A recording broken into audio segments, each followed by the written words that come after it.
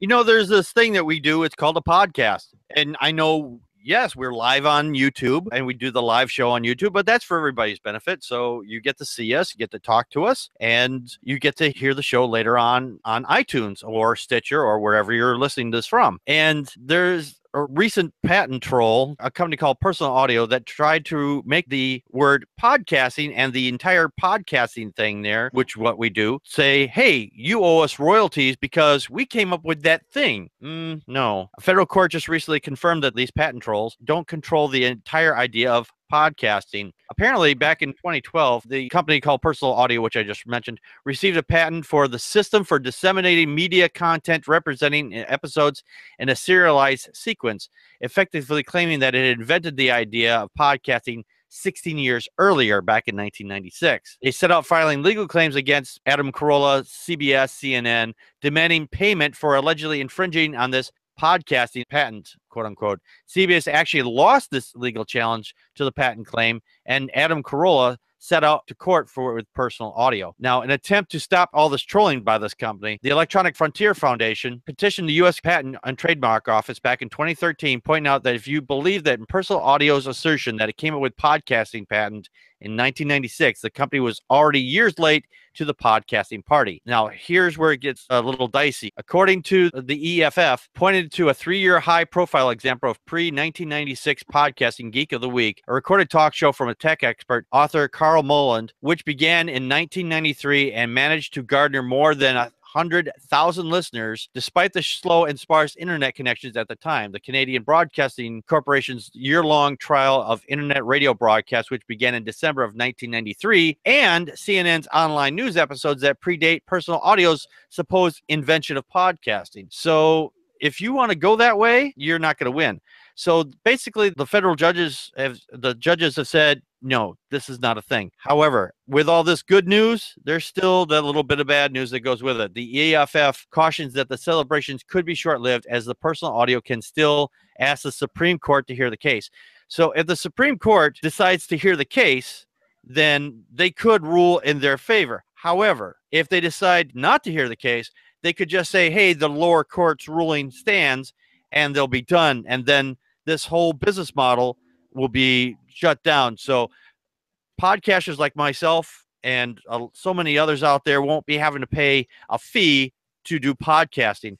Otherwise, we'll just have to find another way to get the show out to you if that happens. So maybe we'll just end up exclusively on YouTube or some other site from there on through. Connie, your thoughts? Follow the money. Yeah, that's where it is. Yeah.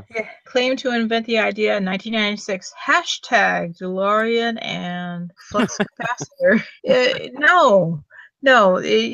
This smacks of the stupid happy birthday song, which it's now public domain, and it's just like, no, I guess I want people to get paid for ideas that they actually create, but this is something that just bogs everything down. No, you have to specifically point to how you actually created podcasting, right?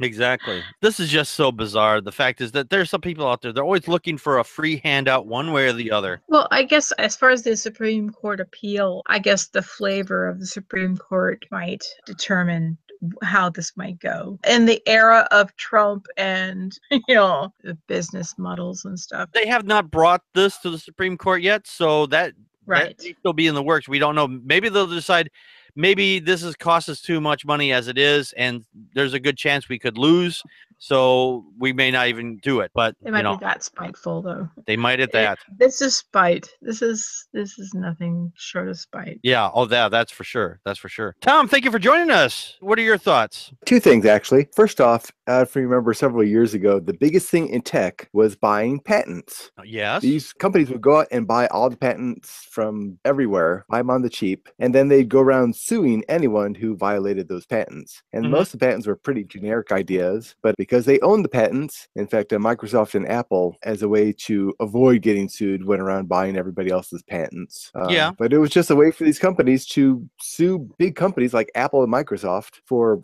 basically bullshit, but they own the patents, and it's kind of like a happy birthday song. Podcasts are basically what cable access TV was. Mhm. I mean, the idea has been around for decades. Podcasts are just strictly the audio version of it.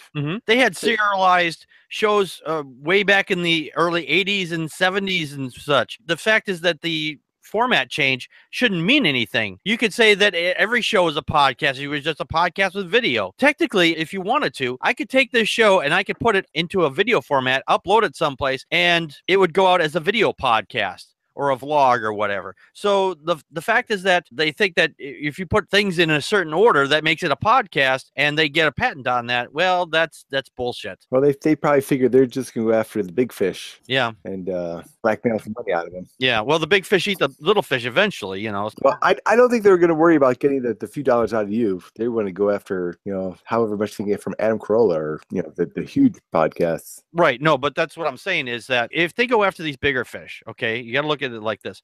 If they go after these bigger fish and they make them pay, as the old saying goes, shit rolls downhill. So that eventually that's going to hit us too. The platform that we're on will change. Yeah, very much so. Yeah. And very quickly. Extremely quickly. The Happy Birthday song is a perfect example of that. There's actually someone that actually did buy the rights to that song, so you actually can't sing it like I can't sing it here. Otherwise, I could get taken down for that. You know who bought it? No. Paul Michael McCartney. Jackson. Oh, Paul McCartney. He learned from Michael Jackson. Yes. Oh. Well, actually, Michael Jackson learned from Paul McCartney. Paul McCartney told him that he should buy the rights to old songs. So Michael Jackson went and bought all the old Beatles songs. Yes. And Doc Brown was like, we have to take you back to the future, to the past. Yeah. Where's my fucking time machine? But those are perfect examples. Atheist Ranger, your thoughts? I think Tom and Connie really said it all. There's nothing more I can add, but I think it's rather fucking dumb that you're gonna sit there and take credit for an idea, which, as far as I'm concerned, exists long before computers has it. I mean, if you think about it, old ham radio could be viewed as podcasting. Yes. I suppose in the very loosest form. I mean, if you did like a regular broadcast, then yeah, I suppose you could. But I think the fact is that the way they're looking at this is like it was a recorded thing. And ham radio has very different rules. You can only broadcast for a very short amount of time, like a minute or two, I think. I might be wrong, maybe as long as 5 minutes before you have to let go of the key and let somebody else access, because it's not like a phone where both people could talk at the same time. It's just one-way transmission. You have to wait until the other person lets off the key so you can hear what's going on. I used to be on the CB radio a number of years back, and that was annoying as fuck when somebody would try to have a conversation with somebody else, and then somebody would key in that was close by, and they would like play music over the microphone. They'd like hold it up to the radio or whatever, and they would just drown everybody in the channel out, and that would just piss everybody off. It's just too much noise at one time. Like Google Plus. Yeah. Speaking of Google Plus, I'm going to throw a plug in there. We have a Google Plus group right now. If you go to Google Plus, look for Packard Pokesat. You'll find me, of course, but you also find the Packard Pokesat group. Join that, and you get links for the show, and there'll be extra content in there that you won't see on YouTube after the show, which gets shut off and taken down. So until it's all cleaned up and ready for podcasting, which is what we're talking about here. So